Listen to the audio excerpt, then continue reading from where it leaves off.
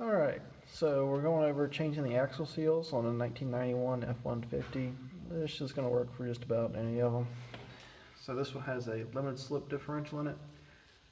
Makes it a little more complicated than if it was just a open differential, but at least in the instructions it does. This way it's not really any more complicated. So what we've done, we've got the vehicle, got a block in front of the front wheels. Got two jack stands under the rear end. The vehicle's in neutral, and once I got the cover off, which you take all the bolts around the sides and bottom off, leaving the one in the top there, and that way if it's going to break loose, it's not going to just pop off and just throw oil everywhere. Also have a huge catch pan into this thing, just to keep oil from getting anywhere in the garage.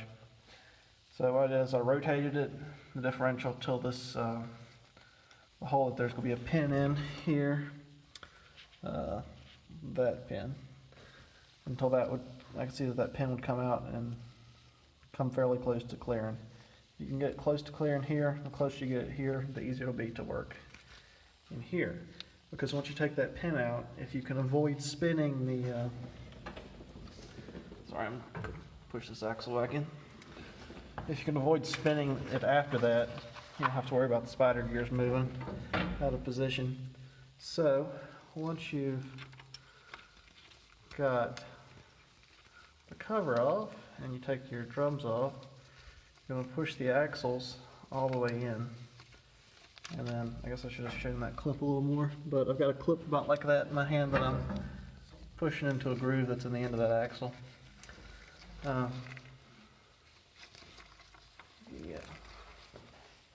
So I'm going to reach around behind it and see if it's all the way around it, because I don't think I had it in the right spot.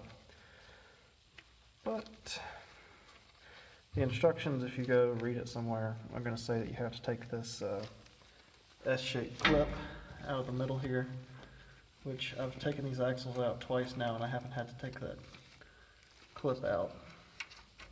Alright, it twisted because like I said, it's just a little C-clip, so it just kind of falls out and whatnot. So I think I got it in position, and I'm going to pull the axle back out. And it's in there, I believe. Alright. So, like I said, before you go do that, you're going to take the pin out, and that is this bolt here holds it in right there. And it is a 5/16, and that pin should just slip out if you're having issues with it. Rotate your differential, or rotate the axles a little bit, and it'll release some tension on it.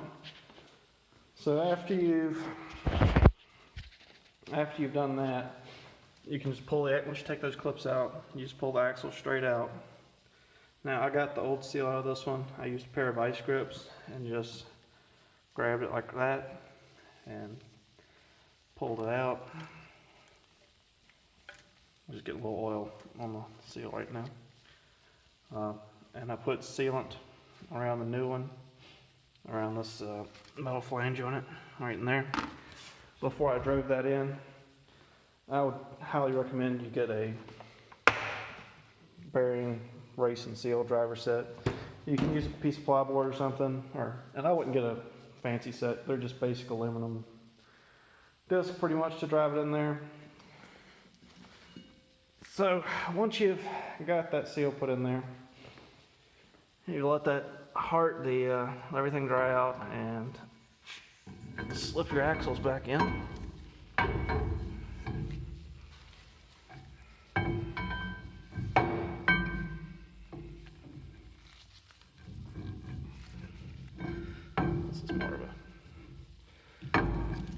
This is more of a two-handed thing here, but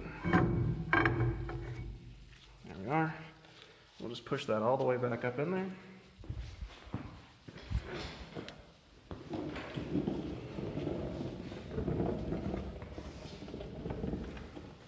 And you can see it right there.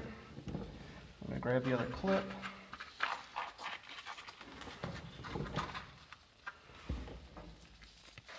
I'm just going to slide that in there. Shouldn't take but a second.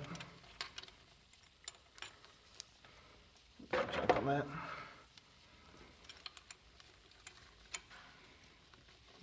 Push the axle back out with my hand that time from the inside. And now we got our pin. And got the hole in it.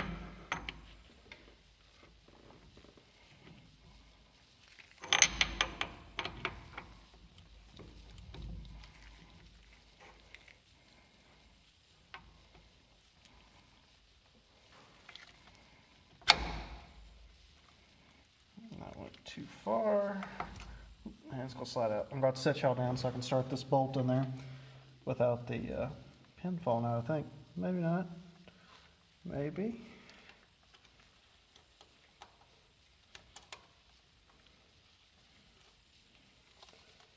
Anyway, I just gotta work this pin around a little bit until the bolt gets started in there.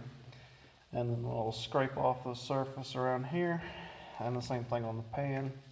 Before you take this cover off on these, you're gonna wanna make sure you can get the fill plug loose. It's, I don't know what you can see, but it's on the front side, front driver's side of these.